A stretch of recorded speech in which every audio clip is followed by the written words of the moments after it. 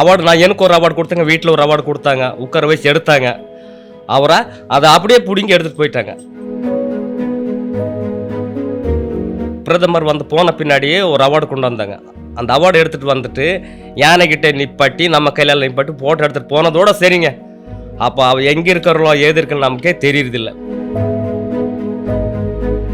எங்கள் புள்ள இறந்து கொண்டு போய் கர்மந்தர் கூட முடிக்கல, இவ டாக்குமெண்ட்ரி வந்து எடுத்தா. நான் அந்த கவலையில் எடுத்தது தான் இவளுக்கு அவார்டு கிடைச்சாது.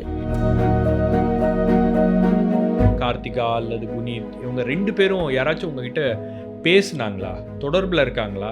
அவங்க யாருமே பேசுறது இல்லைங்க சார். ஃபோன் பண்ணாலும் ஃபோனை எடுக்க மாட்டேங்க சார். 10,000 ரூபா வாங்கிட்டு பேசாமல் போகிறது தானே. ஓனர்கிட்ட வாங்குறதுக்கு ஓனரை எனக்கு வீட்டில் வந்து வேலை செஞ்சேன். நான் ஒரு பொம்பளை, என் பிள்ளைய கொண்டு போய் குழி தோண்டு போட்டு நான் இவங்களுக்கு டாக்குமெண்ட்டுக்கு நின்னேன். ஆனால் வக்கீல் நோட்டீஸ் சொல்லி இப்போ கொடுத்து 2 மாதத்துக்கு மேலாச்சு, 2.5 மாதத்துக்கு மேலாச்சுன்னு நினைக்கிறேன். இப்போ இது வரைக்கும் ஒரு தகவல் தெரியலண்ணா. அவங்க ஏதாச்சும் ஒன்று பண்ணியிருப்பாங்கல்ல சார். இவங்க ஃபோன் பண்ண ஒரே பேசுதான், அப்புறம் ஃபோன் பண்ணுற வெயி அது மட்டும் தான் பேசுகிறேன். இப்போ என்கிட்ட அது கூட பேச மாட்டேன், ஒரு அம்மா மாதிரி பேசிட்டு இருந்தா.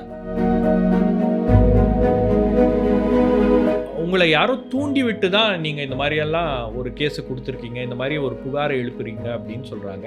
இல்லைங்க சார், நம்ம சத்தியமாக எங்களுக்கு யாரும் தூண்டி விடல. இப்போ வந்து என்ன சார், இது வந்து ஆஸ்கார் அவார்டு வந்து எவ்வளோ லட்சம் வாங்கிச்சு, எவ்வளோ கோடி வாங்கிச்சுன்னு எனக்கு தெரியாது. என்கிட்ட பணம் போட்டது என்கிட்டே சொன்னேன். உங்கள் பேங்க் புக்கில் நான் ஆஃபீஸில் பணம் போட்டு ஆச்சேன்னு பொய் எதுக்கு சொல்லணும்?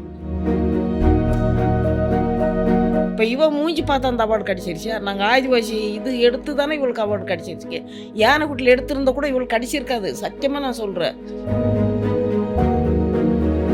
இவங்க 2 பேர் நின்று கேட்குறேன், ஒரு 10,000 ரூபா கொடுத்தா நீ வாங்கிட்டு போகிறது தானே. அந்த பிள்ளைக்கு எதுக்கு நீ கேஸ் கொடுத்த? அது நான் சொல்லணும், நீங்கள் சொல்லக்கூடாது. நீ அண்ணனா தம்பியா எனக்கு? நீ சொல்கிறதுக்கு நீ இப்போ இதுங்க நீ இல்லைன்னு எல்லாமே நான் சண்டை போட்டிருக்கிறேன் டெல்லியில் போய். இந்த ஆஸ்கார் வந்ததுக்கு இவங்களுடைய பங்களிப்பு அதிகமாக இருக்குது. இவங்களுடைய ஃபேஸ், இவங்களோட லைஃப் ஹிஸ்டரி தான் படமாக எடுத்திருக்கீங்க. அப்படின்னமும் உங்கள் பங்களிப்பு அதிகமாக இருக்குது. நீங்கள் சம்பாதிங்கம்மா, உங்களை நாங்கள் சம்பாதிக்க வேணான்னு சொல்லி ஒரு போதும் சொல்லலை. நீங்கள் சம்பாதிச்சதுல நியாயமாக அந்த அம்மாவுக்கு என்ன நீங்கள் சொன்னீங்களோ அதையாச்சும் செஞ்சுருக்கணும். நீ உங்களுக்கு பணம் இந்த பிள்ளை ஃபோன் பண்ணி சொல்கிறேன், உங்கள் பணம் வச்சிருக்கிற நீங்கள் போய் பாருங்கன்னு. அங்கே பார்க்கும்போது 60 ரூபா இருக்குது. 60 ரூபா வெறும் அவங்க அக்கௌண்ட்டில். அப்போ எவ்வளோ வேதனை. நியூஸ் மினிட் தமிழ் நேயர்களுக்கு வணக்கம். இன்று நம்மோடு இந்த சிறப்பு நேர்காணலில் எலிஃபென்ட் விஸ்பரர்ஸ் என்ற ஆஸ்கர் அவார்ட் வின் பண்ண ஒரு டாக்குமெண்ட்ரியோடைய மிக முக்கியமான கதாபாத்திரங்கள் பொம்மன் அண்ட் பெல்லி. இவங்க 2 பேரும் ஒரு புகாரை எழுப்பியிருக்காங்க. என்னென்னா, இந்த டாக்குமெண்ட்ரியை டைரக்ட் பண்ணவங்க சில வாக்குறுதிகளை அவங்கக்கிட்ட கொடுத்தாங்க, அந்த வாக்குறுதிகளை நிறைவேற்ற தவறிவிட்டார்கள் அப்படின்ற ஒரு புகாரை அவர்கள் எழுப்பியிருக்கிறாங்க. அது சம்மந்தமாக வக்கீல் நோட்டீஸும் அனுப்பியிருக்காங்க. இது ஒரு பெரிய சர்ச்சையாக மாறி இருக்கிறது. இந்த விஷயத்தில் என்ன நடந்திருக்கு அப்படின்றத பற்றி தான் நம்ம அவங்ககிட்ட பேச போகிறோம். வணக்கம். ஸோ இந்த ஆவணப்படம் வருவதற்கு முன்பும் இந்த ஆவணப்படம் வந்ததுக்கு பிறகும் உங்களுடைய வாழ்க்கை எப்படி மாறி இருக்கு? நாங்கள் அப்போ முன்னாடி இருக்கும்போதே நல்லா இருந்துருச்சு. இப்போ வந்து அந்த சைடில் இந்த சைடில் தொல்லை கொடுக்கும்போது எங்களுக்கு நிம்மதி தூக்கம் இல்லை. நிம்மதியாக எங்கேயும் நடக்க முடியாது. வெளியில் வந்தால் பசங்கெல்லாம் பாராட்டுறாங்க. எங்கள் ஊரில் வந்து யாருமே பாராட்ட மாட்டாங்க. எல்லாம் எங்களை அந்த காசு கொண்டு வந்து வச்சுட்டாங்க, அவங்க கொடுத்தாங்க, இவங்க கொடுத்தாங்க, பணம் நிறைய ஆயிடுச்சு, பணம் நான் இந்த ஜாஸ்தி ஆனதுனால எங்கள் கூட யாரும் பேச மாட்டாங்கன்னு ஊரில் பேசுகிறாங்க. வெளியில் வந்தால் வெளியே பசங்க தான் எங்களுக்கு கொஞ்சம் சாப்பாடு வாங்கி கொடுத்து நல்ல முறை சொல்லிவிட்டு எங்களை வீட்டுக்கு சொல்லி விட்றாங்க. எங்கள் நிலைமை எங்களுக்கு தான் தெரியும், அந்த ஊரில் இருக்கிறவங்களுக்கு யாருக்கு தெரியாது. ஸோ இந்த டாக்குமெண்ட்ரி எப்படி ஸ்டார்ட் ஆச்சு? அவங்க தான் வந்து உங்கள் வீட்டுக்கு வந்து உங்களை அப்ரோச் பண்ணி பேசுகிறாங்களா? முதல்ல எங்கள் வீட்டுக்கெல்லாம் வரல, கவர்மெண்ட்டில் ஆர்டர் எடுத்தாங்க. கவர்மெண்ட்டில் ஆர்டர் எடுத்து அப்போ நாங்கள் தானே யானைக்குட்டி பார்க்குறோம். அதுக்கு அவங்களுக்கு கொஞ்சம் கவர்மெண்ட்டில் சொன்னாங்க, அவங்களுக்கு கொஞ்சம் ஹெல்ப் பண்ணி கொடுங்க, அவங்க ஒரு டாக்குமெண்ட்டுக்கு எடுத்துருக்குறாங்க. ஏன்னா அவ்வளோ நாள் இல்லை, கொஞ்ச நாள் தான், ஒரு 10 நாளுக்குள்ளே முடிச்சுட்டு போயிடுவாங்கன்னு. அப்போ சரின்னு சொல்லிட்டு நாங்கள் சாப்பாடு கொடுக்குறது, சாயந்தரம் சாப்பாடு கொடுக்குறது 2 டைமும் அவள் எடுக்கிறான்னு சரின்னு சொல்லிட்டு நாங்கள் சும்மா இருந்தப்போ வந்து அந்த கொரோனா டீசனில் வந்து குட்டி பெருசு ஆக எடுத்தாங்க. எப்படி இருந்தால் 2 வருஷம் கொஞ்சம் வச்சு எடுத்தது 2 வருஷம் பக்கம் ஆயிடுச்சு. அப்போ அதை எடுத்துகிட்டு எல்லாமே நான் சொன்னேன், இவ்வளோ நான் கஷ்டப்பட முடியாது, எனக்கு 15,000 ரூபா சம்பளம் கொடுக்குறாங்க, யானைக்குட்டி புல் எடுத்துகிட்டு வரணும், இப்போ பிள்ளைங்க பார்க்கணும், அம்மா இறந்த பிள்ளைங்க இருக்கிறாங்க, எங்கள் பிள்ளை இறந்துருச்சு அந்த டைமில், எங்கள் பிள்ளை இறந்து கொண்டு போய் கர்மந்தர் கூட முடிக்கல, இவ டாக்குமெண்ட்டு வந்து எடுத்தா. நான் அந்த கவலையில் எடுத்தது தான் இவளுக்கு அவார்டு கிடைச்சாது. என்ன ரொம்ப கவலையில் நான் இருந்தேன். எங்கே போய் உட்காந்து அழுதுட்டு தான் நான் எடுத்தது. எதுக்காக? எங்கள் பிள்ளைக்காக. இவள் சொல்லியிருக்க, நான் சொல்லி எடுக்க வச்சேன்னு சொல்கிறேன். அவள் சொல்லி சரி, எங்கள் பாவத்தை பார்த்துட்டு அந்த 2 குழந்தைக்கு வேறு படிக்க வைக்கணும், இன்னொரு பிள்ளைக்கு 2 குழந்தை 4 குழந்தை படிக்க வைக்கிறதுக்கு ஏதாச்சும் உனக்கு பண்ணுறேன்னு சொன்னேன். சரின்னு சொல்லிட்டு இவள் சொல்கிறதுக்கெல்லாம் நான் ஆடினேன். இப்போ லாஸ்ட்டில் வந்து எல்லாம் கேட்கும்போது அந்த அம்மாவுக்காச்சும் ஏதாச்சும் பண்ணுறியேன்னு சொல்லும்போது, இல்லை ஒரு கார் கொடுத்தேன், வீடு கட்டி கொடுத்தேன், பேங்க் புக்கில் பணம் போட்டேன்னு அவள் பொய் சொல்கிற பாரு. அவள் பொய் சொல்கிறத எனக்கு கொஞ்சம் கூட பிடிக்காம போயிடுச்சு. இல்லை மாரி நேரில் வந்து பேசியிருக்கணும், உங்களுக்கு கொடுக்க மாட்டேன் சொல்லியிருந்தால் முடிஞ்சிருச்சு. ஸோ டாக்குமெண்ட்ரி எடுக்கிறதுக்கு முன்னாடியே உங்களுக்கு உதவி பண்ணுறேன் அப்படின்னு அவங்க சொல்லியிருந்தாங்களா? உதவி பண்ணுறேன்னு சொல்லி தான் இருந்தேன். வீட்டுக்கு பிள்ளைங்களுக்கு பிஸ்கெட் கொண்டு வந்து கொடுக்குறது எல்லாமே பண்ணிட்டு தான் இருந்தேன். எல்லாம் வரா, வீட்டுக்கு வரா. அந்த டாக்குமெண்ட் அந்த அவார்டு வாங்கினது வீட்டுக்கு வர்றது நிப்பாட்டிட்டேன். ஃபோன் பண்ணால் இப்போ பேசுகிறேன் கொஞ்சம் இருங்கன்னு சொல்லிட்டு கட் பண்ணிடுவேன். அப்போ அந்த ஒரு கல்யாண இது மாதிரி எடுக்கணும் எனக்கு, அதை எடுத்தால் தான் இந்த படம் நல்லா வரும்னு சொன்னேன். சரின்னு சொல்லிட்டு என்ன சொன்னால், நீங்கள் காசு கொடுங்க. அவங்களே கொடுத்தாங்க, எங்களுக்கு 80,000 ரூபா கொடுத்தாங்க. அந்த காசு அப்படியே நாங்கள் என்ன திங்கில் அப்படியே வச்சுருந்தோம். எங்கள் பேசி சொன்னேன், எனக்கு கொடுத்துரு, எனக்கு காலேஜ் கோயம்புத்தூர் படிக்கணும், ஃபீஸ் கட்டி அப்படின்னு சொல்லும்போது அந்த 80,000 ரூபா பேத்தி இதில் கட்டியிருந்தோம். அவள் அந்த காசு எங்களுக்கு கொடுங்க, உங்களுக்கு நாங்கள் அப்புறம் தரோன்னு சொன்னதால அந்த காசு கூட கொடுத்துட்டோம். அது நாங்கள் வைக்கல. அந்த 80,000 ரூபாய்க்கு எங்கள் பேத்தி 10 ரூபா சேர்த்தி அவளுக்கு கொடுத்துட்டோம் அந்த கல்யாணம் செய்கிறதுக்கு. அவங்களுக்கு எல்லாம் சாப்பாடு கொடுத்து, வயசானவங்க பாட்டு பாடி எல்லாமே பண்ணதுக்கு எல்லாம் செலவாயிருச்சு. உங்களுக்கு கொடுக்குறேன்னு சொன்னாங்க, கொடுக்கல. அதெல்லாம் பண்ணி வந்தேன், எங்கள் பிள்ளை மாதிரி நான் பண்ணி வந்தேன். லாஸ்ட்டில் வந்து இவங்க என்ன எனக்கு பண்ணாங்க, அவங்க எதுவுமே எனக்கு பண்ணல. இப்போ நாங்கள் பண்ணாமல் இவ அவார்டு வாங்கினா. சரி, எத்தனை பேர் வந்து அந்த யானையில் ஷூட்டிங் எடுத்தாங்க, யாருக்காச்சும் கிடச்சிருக்கா? எங்கள் கஷ்டத்தை, எங்கள் பிள்ளைங்க எங்கள் கஷ்டத்தை பார்த்து தான் அவளுக்கு கிடச்சிருக்கு, இவன் மூஞ்சி பார்த்து கிடைக்கல. பொம்மன், நீங்கள் அந்த படத்தை முடிச்சதுக்கப்புறம் பார்த்தீங்களா? 2 பேரும் சேர்ந்து அந்த படம் எப்படி வந்திருக்கு அப்படின்றதுலாம் உங்களுக்கு போட்டு காமிச்சாங்களா? அதை பார்த்தீங்களா நீங்கள்? ஆமாம் சார், நாங்கள் தான் ஃபஸ்ட்டில் பார்த்து இதெல்லாம் கொஞ்சம் கொஞ்சமாக சவுண்ட் எல்லாம் விட்டு போயிருந்தது எல்லாமே நாங்கள் தான் ரெடி பண்ணி கொடுத்து நம்மளுக்கு தான் 2 மாதம் நாங்களே அங்கே போட்டு காமிச்சோங்க. நமக்கு ஒரு கெஸ்ட் ஹவுஸ் இருக்குங்க புக்கப்புறத்தில், அந்த கெஸ்ட் ஹவுஸில் போட்டு காமிச்சு அப்புறம் தான் இந்த ஃபிலிம் கொண்டு வந்து இந்த ஆஸ்கர் நாமினேஷனுக்கு கொடுத்து அனுப்புனதுங்க சார். அப்போ ஆஸ்கருக்கு நாமினேஷன் போயிருக்கு, எதுவும் வந்துச்சுன்னா நம்ம எதை பண்ணலாம் செய்யலான்னு சொல்லிட்டு அப்படியே இருந்துட்டோம். நம்ம இது அந்த சர்வசாரணம் தானே, சரி இந்த லெவலுக்கு நம்ம போகணும் சார், நான் நினச்சி கூட பார்க்கல சார். இந்த படம் எடுக்கும்போதோ அல்லது அந்த படம் எடுத்ததுக்கு அப்புறம் உங்களுக்கு ஏதாச்சும் உதவி செய்கிறேன் அப்படின்னு அவங்க என்ன வாக்குறுதிகளை கொடுத்தாங்க? என்ன வாக்குறுதிகளை கொடுத்து உங்களை ஒத்துக்க வச்சாங்க இந்த படத்தை எடுக்கிறதுக்காக? உதவியான எல்லாம் நல்லா உதவி பண்ணுறேன் செய்கிறேன்னாங்க. ஆனால் எதுவுமே எது பண்ணல. ஆனால் அந்த டாக்குமெண்ட் எடுக்கும்போது நம்ம எதுக்குமே எனக்கு ஒன்றும் தரல. ஆனால் உண்மை தானே பேசணும். ஆனால் அந்த இது பண்ணியிருக்க அது பண்ணியிருக்க நம்ம ஒன்றும் சொல்ல முடியாது. ஆனால் அவங்க சொல்லலை, அவங்க நாங்கள் பண்ணலான்னு செய்யக்கூடாது. இல்லை, நம்மளுக்கு இது வரைக்கும் ஒன்றும் தரல. ஆனால் எல்லாம் நாங்கள் பண்ணி தரோம்னாங்க. ஆனால் இது வரைக்கும் எதுவுமே நம்ம தரல. இந்த டாக்குமெண்ட்ரியை பார்த்த பல பேர் வந்து சொன்ன விஷயம் என்னென்னா, மலைவாழ் மக்களுடைய அந்த வழிபாடு முறைகளை வந்து மாற்றி காமிச்சிருக்காங்க. அவங்களுடைய உண்மையான வழிபாடு முறைகள் வேறு, அந்த டாக்குமெண்ட்ரியில் காட்டியிருக்கிறது வேறு. அந்த மாதிரி மாற்றி ஏதாச்சும் எடுத்திருக்காங்களா? அவங்கள வேறு மாதிரி ஏதாச்சும் ப்ரொஜெக்ட் பண்ணியிருக்காங்களா இந்த டாக்குமெண்ட்ரியில்? இல்லை சார், அது வந்து ட்ரைபிள்ஸ் சார். ட்ரைபிள்ஸில் வந்து என்னென்னா நம்ம அந்த கோயில் மாதிரிலாம் இருக்காது, எல்லாம் காட்டுக்குள்ளே இருக்கிற டெம்பிளுங்க. அதெல்லாம் அந்த காலத்தில் ஜாஸ்தி, அந்த காலத்தில் இருக்கிறது அந்த டெம்பிள் வந்து எல்லாம் காட்டுக்குள்ளே வச்சுருப்பாங்க. ஆனால் ஊருக்குள்ளே நம்ம அந்த ஊருக்குள்ளே வந்து அந்த விக்கிரகம் அதெல்லாம் சிலையெல்லாம் வச்சு வச்சுருப்பாங்க. ஆனால் காட்டுக்குள்ளே இருக்கிறது வந்து அந்த மாதிரி கோயில் தான் இருக்கும். அந்த காட்டுக்குள்ளே வச்சு தான் அதை எடுத்ததுங்க அந்த டாக்குமெண்ட்ரிக்காக. அப்போ சரின்ட்டு அந்த அதில் போய் எல்லாம் மாலைகளை போய் யானை குட்டிக்கு இது மாலை போட்டு நமக்கு கல்யாணம் பண்ணுற மாதிரியெல்லாம் எடுத்தது. பட் அதில் வணங்குற கடவுள் வேறையா? இல்லை இல்லை, எல்லாம் அம்மன் தாங்க, மாரியம்மன் தான், எல்லாம் அம்மன் கோயில் தான். அதெல்லாம் அந்த காலத்துலேருந்து பூர்வீகம் அந்த காலத்தில் வச்சுருக்காங்க. அது வந்து ஊருக்குள்ளே கிடையாது, காட்டுக்குள்ளே இருக்குங்க அந்த டெம்பிள். ஸோ இந்த டாக்குமெண்ட்ரி ஆஸ்கருக்கு போன பிறகு அந்த டாக்குமெண்ட்ரி டைரக்ட் பண்ணவங்க யாராச்சும் உங்ககிட்ட தொடர்பு கொண்டு பேசினாங்களா? இல்லை, கொஞ்ச நாள் நல்லா பேசிட்டு இருந்தாங்க. இந்த அவார்டு அறிவிக்கு முன்னாடி இந்த அவார்டு வரல. இப்போது ஆஸ்கர் நாமினேஷன் போயிருந்துச்சு, அப்போல்லாம் அடிக்கடி ஃபோன் பண்ணால் பேசுவாங்க, நல்ல முறையாக பேசிட்டு இருந்தாங்க. ஆனால் ஆஸ்கர் வாங்கிட்டு இந்த பாம்பே கூப்பிட்டு போனாங்க சார். ஆஸ்கருக்கு அவங்க வாங்கிட்டு வராங்க, நாங்கள் போகலை. அங்கே வாங்கிட்டு வந்து பாம்பே கூப்பிட்டு போயிட்டு என்ன பண்ணாங்க, எனக்கு ஒரு அவார்டு, எங்கள் வீட்டில் ஒரு அவார்டு கொடுத்தாங்க. உட்கார வச்சு இதே மாதிரி தான் எடுத்தாங்க, நிறைய எடுத்தாங்க. உட்கார வச்சு எடுத்தாங்க, நிப்பட்டு வச்சு எடுத்தாங்க, நிறைய எடுத்தாங்க. ஆனால் என்ன ஆயிடுச்சு என்னென்னா, போகும்போது நல்ல முறையாக கூப்பிட்டு போயிட்டு எல்லாமே பண்ணாங்க சார், அது நான் ஒத்துக்கிறேன். ஆனால் வரும்போது அந்த காசு கேட்டோம். சரி, நீங்கள் டிக்கெட் போட்டு கொடுத்தீங்க, செலவு காசு இல்லை, என்ன பண்ணலான்னு. இல்லை, என்கிட்ட காசு இல்லை, நீங்கள் டிக்கெட் போட்டிருக்க, நீங்கள் போயிருங்க அப்படின்னாங்க. அந்த பையன்கிட்ட கொடுத்துருக்கேன்னாங்க. ஒரு பையன் தான் கூப்பிட்டு போனா, தெரியாத பையன். அப்போ பாம்பேல வந்து ஏர்போர்ட்டில் வந்து நமக்கு தெரியாது, ஒன்றுமே தெரியாது. அவங்க எல்லாம் ஹிந்தியில் அதில் என்ன பேசிட்டுருக்காங்க, எனக்கு ஒன்றும் புரியுறதில்லை. அப்போ கொஞ்சம் எனக்கு கொஞ்சம் சரியில்லை, மைண்டில் கொஞ்சம் ஏன் அடித்த வலி வேறு. அப்போ அதிலே கொஞ்சம் நான் டென்ஷன்லேயே இருந்துட்டேன். அப்போ என்ன பண்ணேன், எது பண்ணது, அப்புறம் சரி பாம்பே ஏர்போர்ட் கொண்டு வந்து விட்டு தெரியாமல் கொண்டு வந்து ஏற்றி விட்டாங்க. அது தெரியாமல் எல்லாத்துக்கிட்ட கேட்டு தான் வரோம், எங்கே இந்த ஏர்போர்ட்டு எப்படி போகணும், என்ன பண்ணணும், ஏற்றி விடுங்க சார் அப்படின்னு சொல்லி அதெல்லாம் நம்ம தெரிஞ்சு அப்படியே ஏற்றி விட்டாங்க. அப்புறம் நேராக கோயம்புத்தூர் வந்தேன் சார். கோயம்புத்தூருக்கு வரும்போது சாப்பாடு காசு இல்லை சார். அங்கேயே கேட்டோம் பாம்பேல கேட்கும்போது, இல்லை நான் அந்த பையன்கிட்ட கொடுத்துருக்கேன், அமௌண்ட் கொடுத்துருக்கேன், நீங்கள் எல்லாம் போய் சாப்பிடுங்க, எவ்வளோ பண்ணுங்கன்னு. அப்புறம் என்ன ஆச்சுன்னா, நாங்கள் கோயம்புத்தூர் வந்து இறங்கிட்டு அவங்க கிட்ட கேட்டோம், இந்த சாப்பாடுக்கெல்லாம் காசு கொடுத்துருக்காங்களா, இல்லை எங்கிட்ட தரல, எங்கிட்ட காசு சுத்தம் இல்லை அப்படின்னு. அப்புறம் இவங்க பையன்கிட்ட சொல்லி ஒரு 2000 அக்கௌண்ட்டுக்கு அனுப்பிச்சி விட்டு அந்த காசில் எடுத்து, அப்புறம் நமக்கு தெரிஞ்ச கெஸ்ட்டுங்கெல்லாம் நிறைய இருந்தாங்க, அவங்க கொஞ்சம் ஹெல்ப் பண்ணாங்க கோயம்புத்தூரில். அவங்க இருந்தனால தான் நாங்கள் வீடு போய் சேர்ந்தோம். அந்த மாதிரி பொண்ணு இருந்துச்சுன்னா நமக்கு எல்லாமே இது பண்ணிட்டு பாஸ்ட் பர்மிட் சொல்லாமல் கூட்டிகிட்டு போனது. இது பாரு, நம்ம டிபார்ட்மெண்ட்டுக்கே தெரியலைங்க இதெல்லாம். எங்களை அப்படி பண்ணியிருக்க மாட்டாங்க. அவங்க வண்டி சொல்லிவிட்டு எங்களை நல்ல முறை கூட்டிட்டு வந்திருப்பாங்க. அவங்க சொல்லாமல் கூட்டிகிட்டு போகிறோம், இந்த பிள்ளை சொல்லாமல் கூட்டிகிட்டு போனது அன்றைக்கி யாருக்குமே தெரியலிங்க. அதெல்லாம் அது பாஸ்ட் டிபார்ட்மெண்ட்டில் தப்பே இல்லை. அவங்க சொல்லாமல் கூட்டிகிட்டு போனதுக்கு யாரும் வரல, எங்களுக்கு வண்டி கொடுக்கல.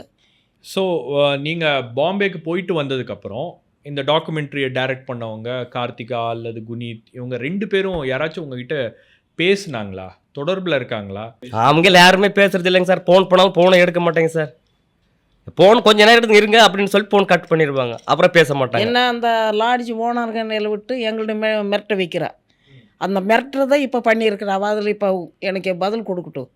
இப்போ 10,000 ரூபா வாங்கிட்டு பேசாமல் போகிறது தானே. ஓனர்கிட்ட வாங்குறதுக்கு ஓனரை எனக்கு வீட்டில் வந்து வேலை செஞ்சேன். நான் ஒரு பொம்பளை, என் பிள்ளைய கொண்டு போய் குழி தோண்டு போட்டு நான் இவங்களுக்கு டாக்குமெண்ட்டுக்கு நின்னேன்.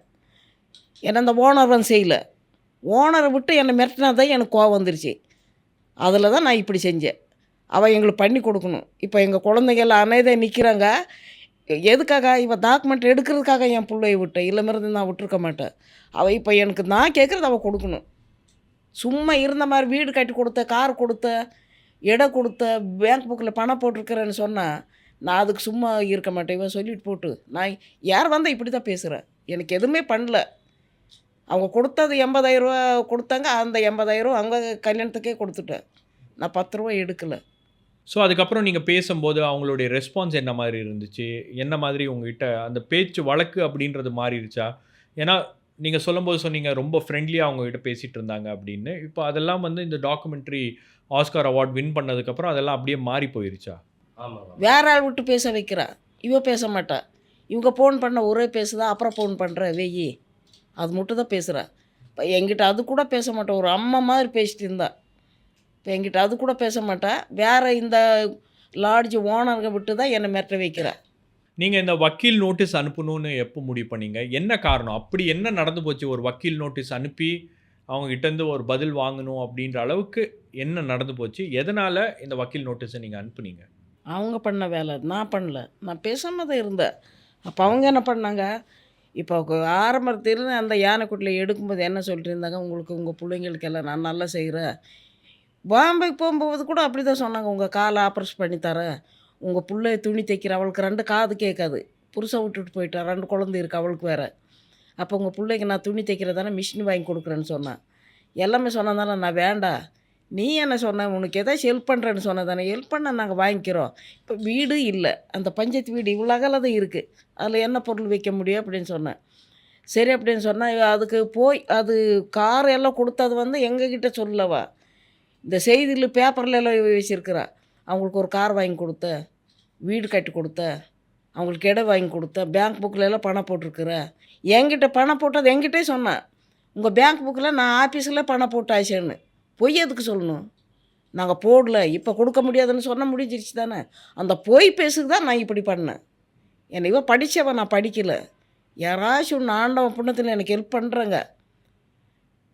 நான் அதனால தான் நான் போய் சொல்லி சொல்லி தான் அவளுக்கு நிறைய பேர் சப்போர்ட் இருக்கிறாங்க. எனக்கு யாரும் இல்லை. என்ன பணக்கார தான் சப்போர்ட் அவங்களுக்கு. எங்களுக்கு யாருமே இல்லை. யாராச்சும் வழியில் போகிற பிச்சைக்காரனாச்சும் எங்களுக்கு ஹெல்ப் பண்ணுறா. அதனால தான் நான் அப்படி பண்ணேன். நீங்கள் இந்த மாதிரி ஒரு பிரச்சனை இருக்குது, அதனால் நாங்கள் வக்கீல் நோட்டீஸ் அனுப்பியிருக்கோம் அப்படின்னு நீங்கள் வெளிப்படையாக வந்து பேசினதுக்கு பிறகு நீங்களே இன்னொரு பேட்டியில் என்ன சொல்கிறீங்கன்னா, இந்த மாதிரி நாங்கள் வக்கீல் நோட்டீஸ் அனுப்பலை, நாங்கள் அந்த மாதிரி எந்த கேஸும் போடலை அப்படின்னு நீங்கள் பேசுகிறீங்க. அப்போ மாற்றி மாற்றி பேசுகிறதுனால ஒரு குழப்பம் அப்படின்றது ஏற்படுது. இப்போ அவங்க இந்த டாக்குமெண்ட்ரியை டைரக்ட் பண்ணவங்க அவங்க தரப்புலேருந்து இந்த வீடியோவை எடுத்து சொல்கிறாங்க, இந்த மாதிரி இவரே இப்படி பேசியிருக்காரு, கேஸ்லாம் எதுவும் போடல அப்படின்னு பேசியிருக்காரு. அப்போ என்ன உங்களுக்கு என்ன ஒரு நெருக்கடி இருக்கா? என்ன காரணம் என்னன்னா, நிறைய அதிகாரிங்க இருந்தாங்க சார். பயங்கர டென்ஷனால் நம்ம அதிகாரிங்க முன்னாடி பேசக்கூடாது பண்ணக்கூடாது சொல்லி தான் நான் பேசினேன். ஆனால் இது வந்து ஏற்கனவே நாங்கள் இந்த இதுக்கு வந்து இவருக்கு வந்து பிரிவன் சாருக்கு வந்து நான் கையெழுத்தில் போட்டு கொடுத்து இதுக்கு நாங்கள் ஒத்துருக்கோம். சரி, அவங்க இத்தனை நாள் நமக்கு ஒன்றுமே செய்யலை. இவரே வந்து பார்த்தாருங்க, நம்ம வீடு மழை ஒழுகுனா மழை தண்ணி அழிச்சு நம்ம ஒழுகிட்டு இருக்கு. சரி, இவ்வளோலாம் பண்ணியிருக்கேன், நம்ம எதுனா பண்ணலாம் எது பண்ணலாம். சரி, இவங்க வந்து அந்த பொண்ணுக்கிட்ட ஃபோன் பண்ணி கேட்டிருக்காங்க, யார்கிட்ட, கார்த்திகை கிட்டே. அப்போ அந்த பொண்ணு என்ன பேசியிருக்காருன்னா, நீங்கள் கேட்குறக்கு நீங்கள் யார் அப்படின்னு சொல்லி இவங்க மேலே பயங்கரமான இது கேள்வியெல்லாம் கேட்டிருக்காங்க. அப்போ இவங்க கொஞ்சம் டென்ஷன் ஆகிருக்கும். அப்போ சரியானு சொல்லும்போது அவங்க ஒரு இது தானே சார், அவங்க ஒரு இது இருக்கு இல்லைங்களா சார்? இல்லை, பொதுவாக என்ன கருத்து இருக்குது அப்படின்னா, நீங்கள் இந்த டாக்குமெண்ட்ரி ஷூட் பண்ணும்போது எல்லாரும் சேர்ந்து தான் வேலை பார்த்துருக்கீங்க, எல்லாரும் சேர்ந்து தான் இதை பண்ணியிருக்கீங்க, உங்களோட ஒரு நல்ல அண்டர்ஸ்டாண்டிங் தான் இருந்துச்சு. பட் இப்போது அந்த டாக்குமெண்ட்ரி வெளியே வந்ததுக்கு பிறகு அது பெருசாக ஃபேமஸ் ஆகி அதுக்கு ஒரு ஆஸ்கார் விருது கிடச்சி அது உலகம் முழுவதும் ஃபேமஸ் ஆனதுக்கப்புறம் அதில் அவங்களுக்கு பணம் வந்திருக்கு. ஆகவே உங்களை யாரோ தூண்டி விட்டு தான் நீங்கள் இந்த மாதிரியெல்லாம் ஒரு கேஸை கொடுத்துருக்கீங்க, இந்த மாதிரி ஒரு புகாரை எழுப்புறீங்க அப்படின்னு சொல்கிறாங்க. இல்லைங்க சார், யாருமே சத்தியமாக எங்களுக்கு யாரும் தூண்டி விடல. இப்போ வந்து என்ன சார், இது வந்து ஆஸ்கார் அவார்டு வந்து எவ்வளோ லட்சம் வாங்கிச்சு எவ்வளோ கோடி வாங்கிச்சுன்னு எனக்கு தெரியாது. ஆனால் ஆஸ்கார் அவார்டுன்னு நமக்கு தெரியாது. நம்ம இத்தனை வருஷம் காட்டுக்குள்ளே இருந்து பழகியாச்சு. இப்போது இந்த டவுனுக்குள்ளே நுழைஞ்சது இந்த அவார்டு கிடைச்ச பிறகு தான் நான் இந்த டவுனே உள்ளுக்குள்ளே பார்த்துருக்கேன். இல்லைன்னா டெய்லி நம்ம காட்டுக்குள்ளே வர அவ்வளோதான் தெரியும். ஆனால் டவுன் வாங்கும்போது இந்த மாதிரி ஊருக்குள்ளே வரும்போது இதுதான் ஃபஸ்ட் டைம் நான் வந்துட்டுருக்கேன் சென்னைக்கு. ஆனால் இந்த மாதிரி டவுன் நான் எங்கேயுமே நான் பார்க்கல. ஆனால் இந்த மாதிரி இருக்கும்போது நமக்கு என்ன சார் தெரியும், இந்த ஆஸ்கர் பற்றி தெரியாது, எவ்வளோ காசு வாங்குறாங்க, எவ்வளோ கோடிக்கணக்கான நமக்கு தெரியாது. ஆனால் அவங்கள வாங்கல, நமக்கு கொஞ்சம் ஹெல்ப் பண்ணல இல்லைங்க சார். அவளை எவ்வளோ வாங்கிட்டு போட்டோம், இருந்தாலும் நமக்கு பார்த்து பண்ணிட்டுக்கல. அதான் நம்ம கேட்டோம். அவங்க யாருமே பண்ணல. சரி, இவங்க வந்து எல்லாம் பார்த்தாங்க. சரி, நானும் போய் ஏதோ ஒன்று கேட்டு பார்க்குறேன்னு சொல்லி நான் என்கிட்ட நம்பர் வாங்கிட்டு வந்தாங்க. நம்பர் வாங்கிட்டு நான் கொடுத்தேன். சரி, நீங்கள் கொஞ்சம் கேட்டு பார்த்துட்டு ஏதோ பண்ணுறாங்களா செய்கிறாங்களா கேட்டு பாருங்க. அவங்க வந்து கேட்டிருக்காங்க. அவங்கக்கிட்ட பயங்கரமான கேள்வியெல்லாம் கேட்டிருக்காங்க. நீங்கள் என்ன எதிர்பார்க்குறீங்க, உங்கள் தேவை என்ன அவங்கக்கிட்டேருந்து நீங்கள் என்ன எதிர்பார்க்குறீங்க? இப்போ அவ்வளோ 6 கோடி வரைக்கும் வாங்கினா தானே.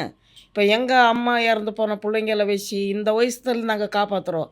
ஏதாச்சும் ஒன்று ஹெல்ப் பண்ணல தானே. இப்போ மூஞ்சி பார்த்தா அந்த அவார்டு கிடச்சிருச்சு. நாங்கள் ஆதிவாசி இது எடுத்து தானே இவளுக்கு அவார்டு கிடச்சிருச்சு. யானைக்குட்டில் எடுத்திருந்தா கூட இவளுக்கு கிடச்சிருக்காது. சத்தியமாக நான் சொல்கிறேன். இவளுக்கு வந்து எங்கள் ஆதிவாசி பற்றி எடுத்து தான் இவளுக்கு அவார்டு கிடச்சிருக்கு. நாங்கள் வீட்டில் என்னென்ன செஞ்சு சாப்பிட்றோம், எப்படி வீட்டில் இருக்கிறோம், பிள்ளைங்க எப்படி இருக்கிறாங்க, எல்லாமே எடுத்து தானே இவளுக்கு கிடச்சிருக்கு. எவ்வளோ என்னை கஷ்டப்படுத்தியிருக்கிறா. நிற்க முடியாது, உட்கார முடியாது, அந்த மாதிரி கஷ்டப்படுத்திட்டு ஏதாச்சும் ஒரு அம்மா மாதிரி தானே இருக்கிறா. இவ்வளோ நான் சொல்லியிருக்கிறது ஏதாச்சும் செய்யணும்னு இவளுக்கு தெரியுதானே. அதே மாதிரி சார் வக்கீல் நோட்டீஸ் அனுப்பியிருக்கேன் சார் அவளுக்கு. வக்கீல் நோட் அனுப்பிச்சு கொடு, இது வரைக்கும் எந்த தகவலும் இவங்க தரல, செய்யல. நான் கொடுக்க மாட்டேன், நீங்கள் என்ன செய்கிறீங்க, நாங்கள் எல்லாம் தர முடியாது, பண்ண முடியாது, செய்ய முடியாதுன்னு சொல்லி பயங்கரமான இது இப்போ போட்டிருக்காப்புல. அது எதனால ஏதுன்னு இது வரைக்கும் புரியல சார். அதுதான் நமக்கு இப்போ அது என்னன்னு புரியல. ஆனால் வக்கீல் நோட்டீஸ் சொல்லி இப்போ கொடுத்து 2 மாதத்துக்கு மேலாச்சு, 2.5 மாதத்துக்கு மேலாச்சுன்னு நினைக்கிறேன். இப்போ இது வரைக்கும் ஒரு தகவல் தெரியலண்ணா. அவங்க ஏதாச்சும் ஒன்று பண்ணியிருப்பாங்கல்ல சார். ஏதோ காசு வாங்கிட்டு இந்த மாதிரி ஏமாற்றிட்டு இருக்காங்க தானே அர்த்தம். ஸோ இந்த டாக்குமெண்ட்ரி வந்ததுக்கப்புறம் உங்களுக்கு ஒரு விதமான மன உளைச்சல் ஆயிடுச்சா? என்ன உங்கள் நிலைமை என்ன யோசிச்சுட்டு இருக்கீங்க நீங்கள்? ஆமாம் சார். ஆமாம், இதில் வந்து தூக்கம் கேட்டு நிறைய கஷ்டப்பட்டு இது வந்ததில் தூக்கம் இல்லாமல் நடந்து இப்போ எனக்கு சொல்கிற மாதிரி தான். இந்த சிஎம்கிட்ட வரும்போது எனக்கு முடியாமல் போயிடுச்சு. மயக்க போட்டு விழுந்துட்டு முடியாமல் கால் கையெல்லாம் உடம்பெல்லாம் வீங்கி அதில் என்ன ஆயிருக்கன்னு ஒரு கேட்க இவளுக்கு தானே நல்லா பண்ணி கொடுத்தோம். நாங்கள் தான் உட்காந்து கஷ்டப்பட்டோம், கஷ்டப்படல. அந்த மாதிரி கஷ்டப்பட்டு சாப்பாடு இல்லாமல் இருந்து எல்லாம் கஷ்டப்பட்டு எல்லாம் நிறைய கஷ்டப்பட்டு நான் மேலே வந்தேன். அதனால தான் நான் கோவம் வந்து போட்டிருக்கிறேன். அவள் இல்லாமல் இருந்தால் இப்போ என் பிள்ளைங்களுக்கு ஏதாச்சும் ஒன்று செய்யட்டும். அவன் பர்மனெண்ட்டுக்கார அவன் சொல்லி அப்படி தான் பேப்பரில் போட்டிருக்கிறா. பொம்மன் வந்து பர்மனெண்ட்டு, அவனுக்கு வந்து நான் கொடுக்க முடியாதுன்னு சொன்னேன். அப்போ நான் கூலிக்கு வேலை செஞ்சவன். இன்றைக்கி போனால் கூலி, நாளைக்கு போகாமல் இருந்தால் கூலி இல்லை. அம்மா இல்லத்த பிள்ளைங்க பார்க்கணும், அப்பா விட்டு வர பிள்ளைங்க பார்க்கணும். இப்போ என் பையன் வேறு கால் உடஞ்சி உட்காந்துருக்குறான், அவனுக்கு ஒரு சம்பளம் இல்லை. அப்போ நான் அவங்களே பார்க்க வேண்டாமா? அப்போ ஒருத்த சம்பளத்தில் தான் நாங்கள் பார்க்குறோம். கிட்டத்தட்ட நிறைய நாட்கள் வந்து இவங்க கிருத்திகாவாக இருக்கட்டும், குனிதா இருக்கட்டும், இல்லை அவங்க டீம் மெம்பர்ஸாக இருக்கட்டும், அவங்க அங்கேயே இருந்திருக்காங்க, அவங்களோட பழகியிருக்காங்க. ஸோ நீங்கள் இந்த டாக்குமெண்ட்ரி ஷூட் பண்ணும்போதெல்லாம் உங்களுடைய பழக்க வழக்கம்லாம் எப்படி இருந்துச்சு? எப்படி உங்ககிட்ட பேசிகிட்டு இருந்தாங்க? என்ன மாதிரியான ஒரு நட்பு அப்படின்றது இருந்துச்சு உங்களுக்குள்ள? நல்ல ஒரு புள்ளை மாதிரி தான் பழகுனாங்க. இப்போ தான் பணக்காரங்கன்னு எப்படி பார்க்குறாங்கன்னு இப்போ தான் எனக்கு தெரிஞ்சிருச்சு. பணக்காரர் வந்து பாசத்தில் அவங்களுக்கு சாதிக்கிற வெட்டி பார்க்குறாங்க. சாதிச்சிருச்சேன் அப்போ ஏழைங்க கொண்டு போய் குப்பை தொட்டி போட்டுருவாங்க. இப்போ தான் எனக்கு தெரியுது. அவள் நல்ல பாராட்டு இருந்ததை பார்த்த ஒரு பிள்ளை மாதிரி பாராட்டுறா. எங்கள் பிள்ளை தான் இறந்துருச்சு, இவங்கெல்லாம் பிள்ளை மாதிரி இருக்கிறாங்க நான் நினச்சேன். இப்போல்லாம் தெரிஞ்சிருச்சு. இன்னும் யார் எதில் நான் இருந்தாலும் நான் இன்னைக்கு ஹெல்ப் பண்ணுற வேலை இன்னும் இல்லை, அவளோட லாஸ்ட் பண்ணிடுவேன் நான். என்ன முதுமலையில் வந்து இருக்கிறதா வேலை கொடுத்தாலும் யார் இப்படியாம்மா அப்படியானா கூட நான் இல்லைன்னு சொல்லிடுவேன் நான். ஏன்னா இவதில் பார்த்தாச்சு ராத்திரி பகல் 10 மணி 11 மணி வரைக்கும் இருக்கிறா. என் பேத்தி இவ்வளோ தூரம் இருக்கிற அந்த பந்து விளையாடுற புள்ள தூக்கக்கு இப்படி உட்காந்துருவா. அந்த பிள்ளையை வச்செல்லாம் நாங்கள் எடுத்துருக்குறோம். எங்கள் வீட்டுக்குள்ளே காப்பி வைக்கிறது, துணி துவைக்கிறது, ஸ்டோரில் போய் அரிசி வாங்குறது, அதெல்லாம் எடுக்கிறதுக்கு அவங்க அதிகாரம் இல்லை. அவள் யானையில் மட்டும் தான் பார்க்கணும். கவர்மெண்ட்டில் சட்டம் பண்ணால் யானை மட்டும் தான் எடுக்கணும். கார்ல அரிசி வாங்குறது, எங்கள் வீட்டுக்குள்ளே டீ வைக்கிறது, பாத்திரம் கழுவுறது, துணி துவைக்கிறது எடுக்கிறது தேவையில்லை. கேம்பில் நாங்கள் வந்தோமா கேம்பில் தான் எடுக்கணும். அதெல்லாம் கஷ்டப்பட்டு அப்போ வயசான கிழவிங்கன்னு பாட்டு பாடுங்க, பாட்டு பாட வச்சு காட்டுக்குள்ளே போகலாம். மூங்கில் அரிசி எடுக்கலைன்னா மூங்கில் அரிசி எடுக்கிற கூட்டிகிட்டு போகிறது, விறக்கட்டி தூக்குங்க நாங்கள் அதை எடுக்கிறோன்னா அதுக்கு கூட்டிகிட்டு போகிறது, எவ்வளோ கஷ்டப்படுத்தி இருக்கிறேன். இன்றைக்கி நானே சொல்கிறப்ப சொல்கிற பேச கேட்டு நான் புள்ளை மாதிரி சப்போர்ட்டு தான் பண்ணி போயிட்டு இருந்தேன். இப்போ நானே பேசுகிறேன். நான் அதுக்கு தான் நான் அப்படி பண்ணாது. இல்லை மாரி தான் ஒரு முடிக்கு வரட்டும்.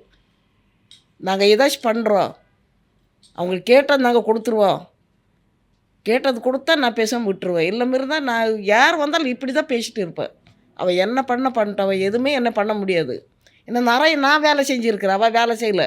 அவள் நல்லவன் சேர் போட்டு உட்காருவான், கேமரா மென் வேற இருப்பாங்க, இவக்கு சேர் போட்டு உட்காந்துட்டு தின்ட்டு உட்காந்துருவான். நான் தான் கஷ்டப்படுறது.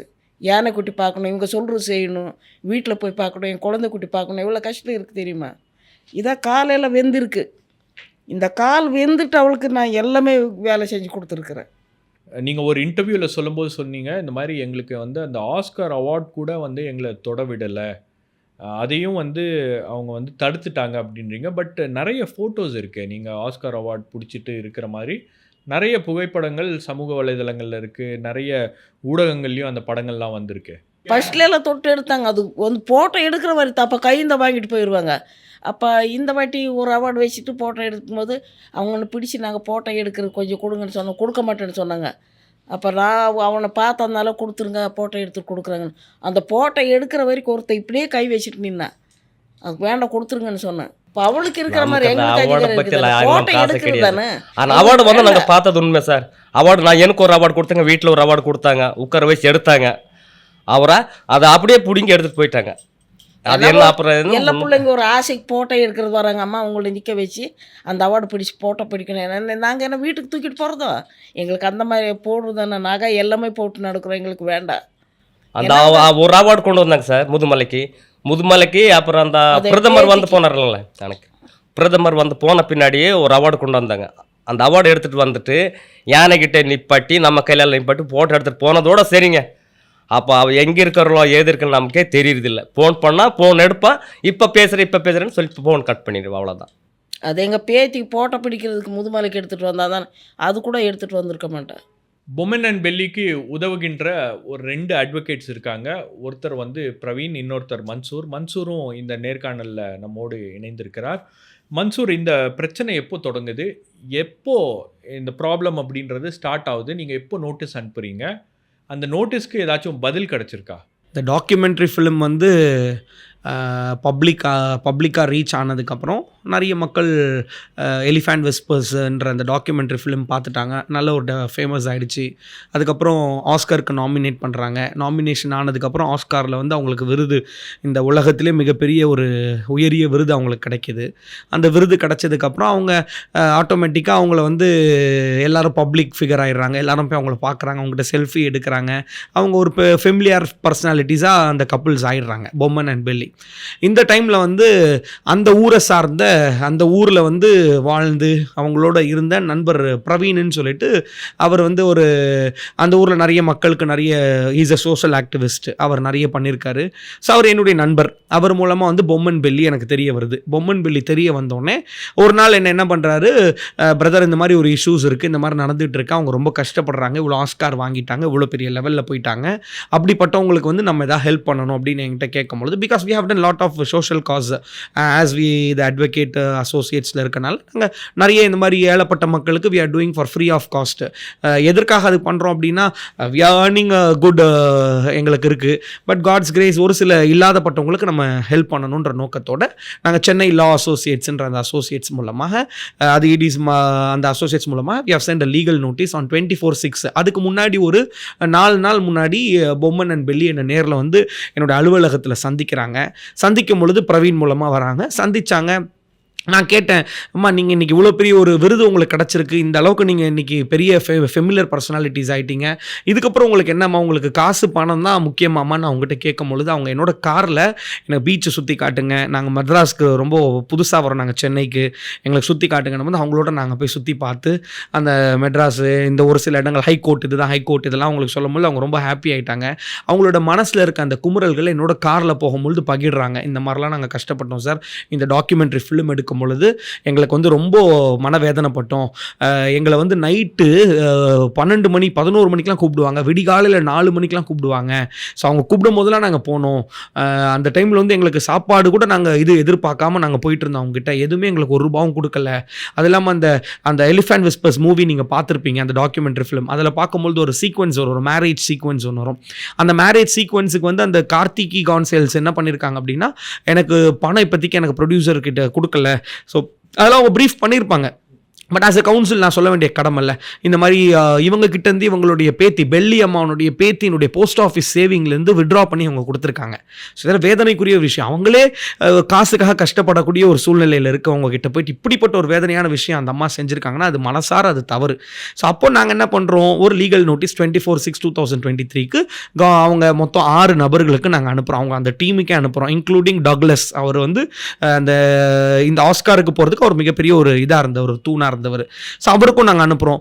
எங்களுக்கு ஒரு 1.5 மாதமாக எந்த ஒரு ரிப்ளையும் வரல. ஸோ நாங்கள் வெயிட் பண்ணோம், பொறுமையாக வெயிட் பண்ணலாம். ஏன்னா அவங்க அனுப்பட்டோம். அவங்க ஏறக்குறைய we have sent 4 pages legal notice, அவங்களுக்கு என்ன நடந்ததோ உண்மை எல்லாத்தையும் சொல்லி நாங்கள் அனுப்பிச்சி விட்டோம். அது வந்து அவங்க இதுவரையும் எந்த ஒரு ரிப்ளையும் பண்ணலை.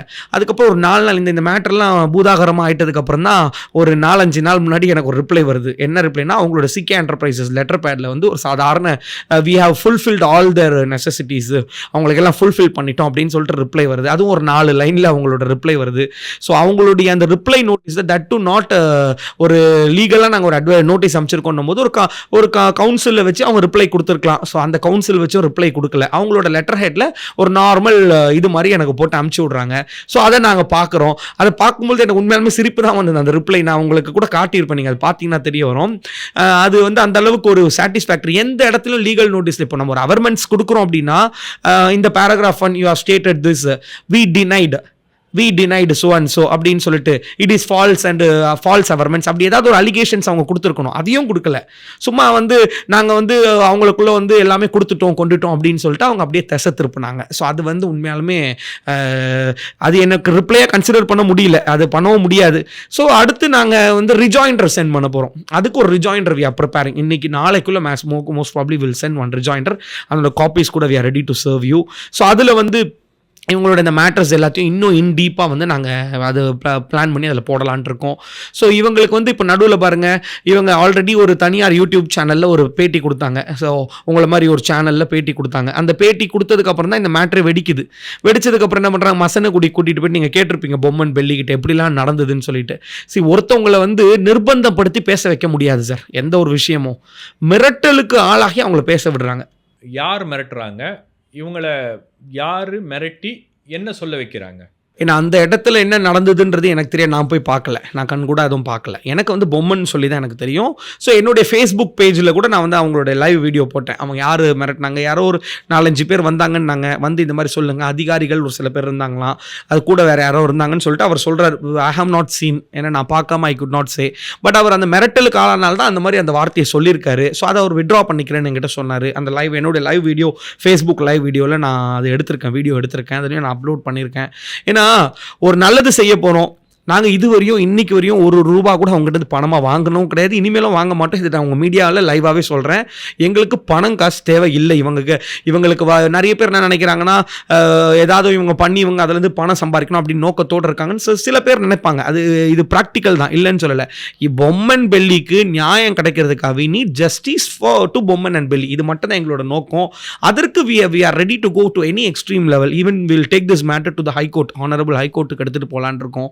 We are planning to send a representation to the collector of Nilgiri district. அவங்களுக்கு அனுப்பலான் இருக்கோம். அதை வச்சு we are going to file a writ to dispose the representation கேட்கலான் இருக்கோம். ஸோ இதெல்லாம் அடுத்த legal steps we are planning to do. நாங்கள் லீகலுக்கு we are ready. So உங்கள் ரிப்ளையும் இப்போ எங்களுக்கு we are not satisfied. See, if we are not satisfied with the reply, அவங்களுக்கு ஒரே நியாயம் நீதிமன்றம் மூலமாக தான் கிடைக்கும் நான் நம்புகிறேன். ஏன் அப்படின்னா, இதுவரையும் இவ்வளோ நாள் ஆயிடுச்சு. அவங்க நல்ல ஒரு உள்ளத்து உள்ளவங்க, நல்ல அவங்க மனசாட்சி உள்ளவங்க, ஒரு ஹியூமானிட்டேரியன் இருந்துச்சு அப்படின்னா அவங்க என்ன பண்ணியிருந்துருக்கணும், கூப்பிட்டு வச்சு அவங்கள பேசி உங்களுக்கு என்ன பண்ணணும்னு சொல்லுங்கம்மா, நான் நியாயமாக பண்ணுறேன், உங்களுடைய கோரிக்கை என்ன. நாங்கள் குட் ஜஸ்டிஸ்க்கு, குட்வில் ஜஸ்டிஸ்க்கு நாங்கள் என்னன்னு கேட்டோம் அப்படின்னா, உங்களுக்கு 2 கோடி ரூபா உங்களுக்கு நான் லீகல் நோட்டீஸில் கேட்டேன். பிகாஸ் அந்த படத்தில் இன்னைக்கு நீங்கள் நல்லா சம்பாரிச்சிருக்கீங்க. அது வந்து இல்லை, நீங்கள் மறுப்பே தெரிவிக்க முடியாது, உலகத்துக்கே தெரியும். அது நீங்கள் சம்பாரிச்சல ஒரு பாகத்தை அவங்களுக்கு கொடுங்கன்னு தான் கேட்குறோம். அவங்களுக்கு வந்து அதில் முழுமையாக அதில் எதுவுமே இல்லைன்னு நீங்கள் சொல்ல முடியாது. அவங்களோட லைஃப் ஹிஸ்ட்ரி தான் பணம். அந்த படமே வந்து தேர் லைஃப் ஹிஸ்ட்ரி தான். அவங்க போய் உட்கார்றது, எப்படி கை கழுவுறது, எப்படி யானையை குளிப்பாட்டுறது, எப்படி சாப்பிட்றது, எத்தனை மணிக்கு அவங்க பூஜை பண்ணுறது, அப்போ எப்படி அவங்க கல்யாண காட்சிகள் நடக்கும், அவங்களுடைய அந்த இத்தனைக்கும் அவங்க வந்து ஒரு பழங்குடிய இனத்தை சார்ந்தவங்க. அப்படிப்பட்டவங்களை நீங்கள் ஏமாத்துறதுக்கு உங்களுக்கு மனசு வந்துருச்சுன்னா உண்மையாலுமே மனிதாபிமான செத்து போச்சுன்னு தான் அர்த்தம் சார். ஆமாம், நீங்கள் சொல்லுங்கள். அதாவது இந்த படம் எடுக்கிறதுக்கு முன்னாடியே உங்களுக்கு ஒரு பேச்சுவார்த்தை அப்படின்றது நடந்திருக்கும் இல்லையா? அந்த பேச்சுவார்த்தைக்கு அப்புறம் ஏதாச்சும் கையெழுத்து உங்ககிட்ட வாங்கினாங்களா? ஏதாவது பேப்பரில் கையெழுத்து போட சொல்லி உங்களை சொன்னாங்களா? மற்றவங்களை யாரையாச்சும் கையெழுத்து போட சொல்லி சொன்னாங்களா? என்ன நடந்துச்சு? கையெழுத்து வாங்கியிருக்கிறாங்க எல்லாத்துக்கிட்ட. அது எங்ககிட்ட மட்டும் இல்லை, அந்த சின்ன சின்ன குழந்தைங்க வச்சு எடுத்தவங்க கிட்ட எல்லாத்துக்கிட்ட கையெழுத்து வாங்கினாங்க. என்ன எழுதிருந்தாங்க அது என்னன்னு தெரியாது அவங்களுக்கு. அவங்க எங்கள் பேர் சொல்லி சொல்லி எல்லாம் கையெழுத்து வாங்க. சும்மா அவங்களுக்கு யாருமே கொடுக்கல, சத்தியமாக யாரும் கொடுக்கல. இவங்க ஒரு 80,000 ரூபா அந்த ஷூட்டிங் எடுக்கும்போது கொடுத்துருந்தாங்க. நாங்கள் என்ன திங்கல, எங்கள் பேச்சு புக்கில் நான் வச்சுட்டேன். ஏதோ ஒரு அம்மா இல்லத்த பிள்ளை தானே, படிக்கிறதுக்கு அப்பா நிறைய குடிக்கார அம்மா இல்லத்த பிள்ளை எங்கேயாச்சும் படித்து நல்ல வழிக்கு வரட்டும், நான் தான் படிக்கலைன்னு சொல்லிட்டு சேர்த்து வச்ச காசு எடுத்து நாங்கள் எல்லாமே செலவு பண்ணோம். அவங்க 1 ரூபா அதில் செலவு பண்ணல, எல்லா காசு அதில் தான் செலவு பண்ணேன். அந்த எல்லாத்துக்கும் சாப்பாடு கொடுத்தது, பாட்டு பண்ணது, வெளியில் அவங்க யானையில் விறகு தர வச்சு நெருப்பு போட்டது, அவங்க டீ கொடுக்குறது, எல்லாம் செலவு, கோயில் செலவு எடுத்து எல்லாமே அந்த காசில் தான் செலவு பண்ணோம். அது அவங்க 1 ரூபா கொடுக்கல. ஸோ உங்கள் வழக்கறிஞர் சொல்கிறது சரிதானா? உங்களை யாரோ ஒருத்தவங்க மிரட்டுறாங்க, அந்த மாதிரி ஏதாச்சும் மிரட்டல் அப்படின்றது நடந்திருக்கா? உங்களுக்கு ஏதாச்சும் மிரட்டல் அப்படின்றது வந்திருக்கா? நேற்று எனக்கு தூக்கவே இல்லை, அந்த மாதிரி பண்ணுறாங்க. அங்கேருந்து வந்து வெடிய 7 மணிக்கு காலையில் சேர்ந்தோம். வந்தால் தான் சரி, ஃபோன் பண்ணி இந்த மாதிரி பண்ணுறேங்க, அந்த மாதிரி பண்ணுறேங்க, இந்த மாதிரி செய்யுங்க, எல்லாத்துக்கும் பதில் சொல்லிச்சு. ஆமாம், நான் தான் கொடுத்தேன், என் பேத்தியோட காசு எல்லாம் செலவு பண்ணிட்டேன். அதாச்சும் கொடுக்கல தானே. என் பேத்தி இப்போ 12வது முடிக்கிறா. அம்மா வேறு இல்லை, அம்மா தான் படிக்க வச்சுட்டு இருந்தா. அம்மா இறந்துருச்சு. அம்மா இல்லாத அப்பா இல்லாத குழந்தைங்க 2 பேர் 4 பேர் படிக்கிறாங்க. அவள் அது கொஞ்சம் நினச்சி பார்க்க சொல்லி போதேன்னு ஆயிடுச்சு. காரில் இருந்து எல்லாம் ஃபோன் பண்ணுறாங்க, மிரட்டுறாங்களா?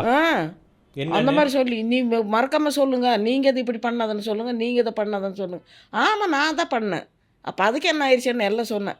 அது சொல்லி எனக்கு எவ்வளோ நான் தான் பண்ணேன்னு அதெல்லாம் கேட்க மாட்டேன். திரும்பி ஃபோன் பண்ணுறேன், பண்ணவனே திரும்பி பண்ணுறேன். அந்த மாதிரி பண்ணி அப்போ அந்த டெல்லிக்கான்னு சொல்லி கூட்டிகிட்டு போய் அங்கே அந்த லாட்ஜ் ஓனருங்க அவங்க கேள்வி மேலே கேள்வி கேட்டாங்க. அப்போ நான் கோவம் வந்துருச்சு, திட்டேன். ஃபாரஸ்ட் டிபார்ட்மெண்ட்டில் பெரியவங்க ஒருத்தர் வந்திருந்தாங்க, யாருமே சேரல, அவங்க வேற போயிட்டாங்க.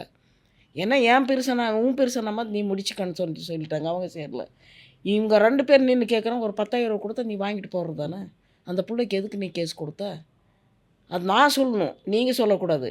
நீ அண்ணனா தம்பியா எனக்கு, நீ சொல்கிறதுக்கு நீ இப்போ ஒதுங்கி நில்லுன்னு எல்லாமே நான் சண்டை போட்டிருக்கிறேன் டெல்லியில் போய். ஸோ அந்த படம் அப்படின்றது வந்து நெட்ஃப்ளிக்ஸில் கொடுத்துருக்காங்க. அது கமர்ஷியலாக வந்து நெட்ஃப்ளிக்ஸ்க்கு அந்த படம் என்பது விற்கப்பட்டிருக்கு. ஸோ அப்படி இருக்கும்போது நெட்ஃப்ளிக்ஸுக்கும் அந்த டைரக்டர் அப்புறம் அந்த டீமுக்கு ஒரு கான்ட்ராக்ட் அப்படின்றது இருக்கும் இல்லையா? இப்போ அந்த கான்ட்ராக்டுடைய ஷரத்துகள் என்னன்றது நமக்கு தெரியுமா? அது என்ன டீலிங் இருக்குது அப்படின்றது நமக்கு தெரியுமா? அப்போ முழுக்க முழுக்க இது ஒரு கமர்ஷியலாக இந்த படம் வந்து விற்கப்பட்டிருக்கு அப்படின்னும்போது அது என்ன பேசிஸில் அவங்க பண்ணியிருக்காங்க, அவங்களுக்கு அதில் எந்த அளவுக்கு லாபம் இருந்திருக்கு அப்படின்றதுலாம் ஏதாச்சும் உங்களுக்கு அந்த டீட்டெயில்ஸ் ஏதாச்சும் தெரியுமா? சார், நெட்ஃப்ளிக்ஸில் வந்து ஸ்பெசிஃபிக்காக ஒருத்தவங்க படம் கொடுக்குறாங்கன்னா, ஒரு படம் வந்து அப்டேட் பண்ணி அவங்க அதில் போடுறாங்க அப்படின்னாலே அதில் வந்து ஒப்பந்தத்தின் அடிப்படையில் ஒரு அமௌண்ட் பேசியிருப்பாங்க. 2வது, நார்மலாக வந்து ஒரு படம் எடுத்து போடுறாங்கன்னா அது வந்து அந்தளவுக்கு ஒரு சாதாரண ஹீரோ வச்சு பண்ணாங்கன்னா அவ்வளோ ஓடாது. இவங்க வந்து ஃபேமஸ் ஆகிட்டு ஆஸ்கார்ன்னும் பொழுது நம்மளே ஒரு இன்ட்ரெஸ்ட் எடுத்து நெட்ஃப்ளிக்ஸில் பார்த்தோம், எல்லாருமே நெட்ஃப்ளிக்ஸில் பார்த்தோம்.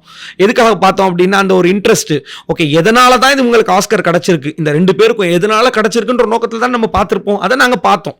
ஸோ நெட்ஃப்ளிக்ஸில் அவங்க சம்பாதிக்காமல் இருந்திருப்பாங்களா? அவங்க சம்பாதிக்காமல் அதில் வந்து எதுவுமே இல்லாமல் சும்மா ஒரு சோஷியல் காஸ்க்காக அவங்க அப்லோட் பண்ணியிருப்பாங்களா? கிடையாது. ஆப்வியஸாக வந்து பணம் இதில் அவங்களுக்கு வந்து நல்லா இன்வால்மெண்ட் ஆயிடுச்சு. அவங்களோட உழைப்பு இதில் இருந்திருக்கு சார், நான் அது மறுப்பெல்லாம் தெரிவிக்கலை. Director Karthiki, she did a great job, அவங்களோட team did a great job. அவங்கள வந்து நாங்கள் வந்து அந்த படத்தை வச்சு நாங்கள் குற்றம் சொல்ல விரும்பவே இல்லை.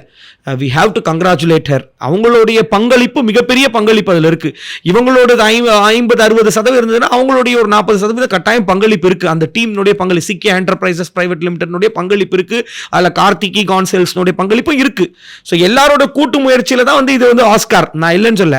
பட் ஆனால் இந்த ஆஸ்கார் வந்ததுக்கு இவங்களுடைய பங்களிப்பு அதிகமாக இருக்குது. இவங்களுடைய ஃபேஸ், இவங்களோட லைஃப் ஹிஸ்ட்ரி தான் படமா எடுத்திருக்கீங்க அப்படின்னும் உங்க பங்களிப்பு அதிகமா இருக்கு. நீங்க சம்பாதிங்கம்மா, உங்களை நாங்க சம்பாதிக்க வேணாம்னு சொல்லி ஒருபோதும் சொல்லல. நீங்க சம்பாதிச்சதுல நியாயமா அந்த அம்மாவுக்கு என்ன நீங்க சொன்னீங்களோ அதையாச்சும் செஞ்சிருக்கணும். ஸோ இப்போ இவங்க கிட்டேருந்து நீங்கள் என்ன எதிர்பார்க்குறீங்க, அவங்க என்ன செய்யணும் அப்படின்றது உங்களுடைய எதிர்பார்ப்பு. நீங்கள் லீகல் நோட்டீஸ் அனுப்பியிருக்கீங்க, அது வேறு விஷயம். பட் அவங்க என்ன செய்யணும் அப்படின்னு நீங்கள் நினைக்கிறீங்க? ஐயா, அவங்க கிட்ட வந்து இவங்க என்ன பண்ணியிருந்தாங்க அப்படின்னா, இனிஷியலாக நான் வீடு கட்டித்தரேன். இன்றைக்கி கூட நீங்கள் உங்களுடைய சேனல் எடுத்துகிட்டு போய் நீங்கள் அவங்க வீடை போய் பாருங்கள். மழை வந்துச்சுன்னா ஒழுவும் சார், மழை வந்துச்சுன்னா தண்ணி ஒழுகுது. அவங்க ஊர்ல போயிட்டு ஒரு பாத்திரம் கீத்திரம் வச்சு அந்த ஒழுகுற தண்ணியில பாத்திரத்தை வச்சு பிடிச்சி அந்த தண்ணியை கூட யூஸ் பண்ணுவாங்க அந்த கிராமங்கள்ல. அவங்க மலைவாழ் மக்கள் சார், அவங்களுடைய ஹேபிட் உங்களுக்கு தெரியும் எப்படி இருப்பாங்க. அவர் ரொம்ப கடினமான சூழ்நிலையில் இருக்கக்கூடியவங்க. அந்த வராண்டா ஒன்று இருக்கும் அந்த வீட்டில் வெளியில், அங்கே தான் திண்ணையில் படுப்பாங்க. எந்த ஒரு ஃபெசிலிட்டி கிடையாது, எதுவுமே கிடையாது.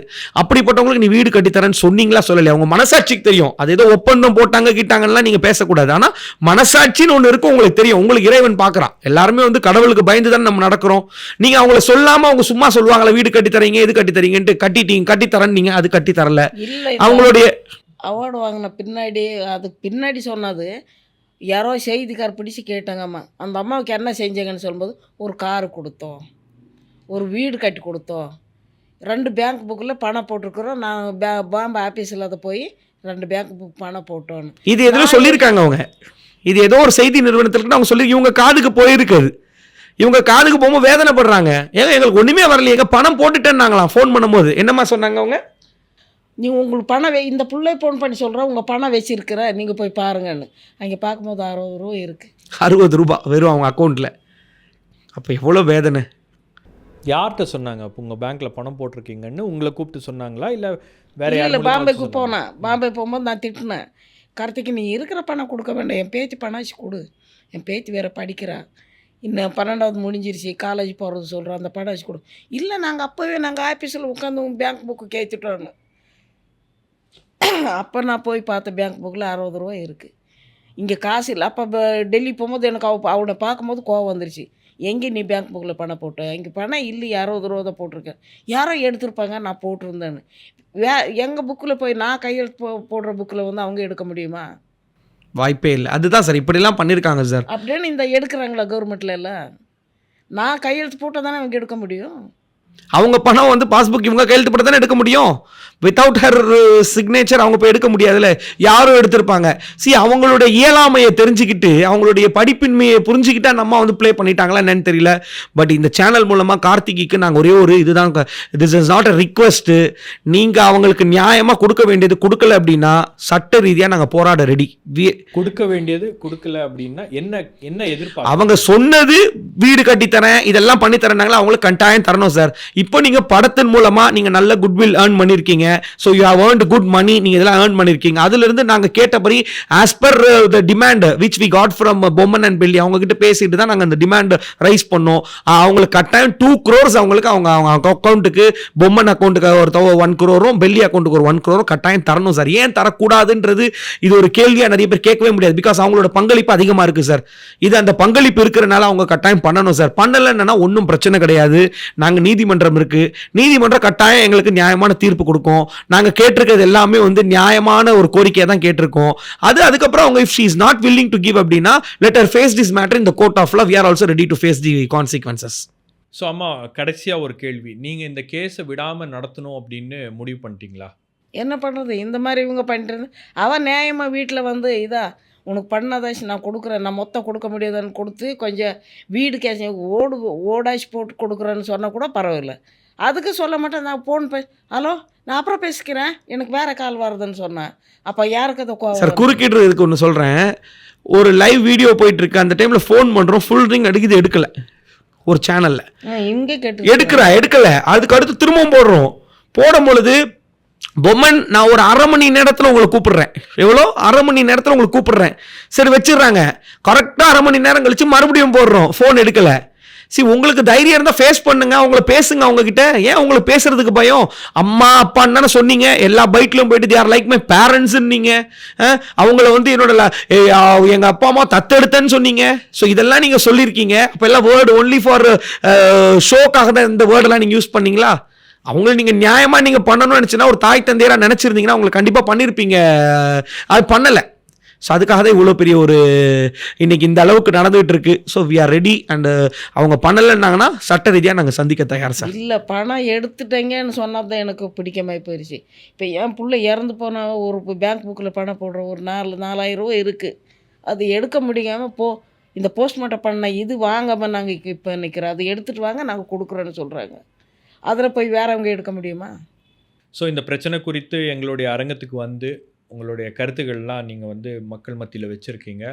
அடுத்த கட்டமாக இதில் என்ன நடக்க இருக்குது அப்படின்றத நாமளும் ரொம்ப க்ளோஸாக ஃபாலோ பண்ணுவோம். எங்கள் அரங்கத்துக்கு வந்து உங்களுடைய கருத்துக்களை பதிவு செய்ததுக்காக ரொம்ப நன்றி. Thank you sir.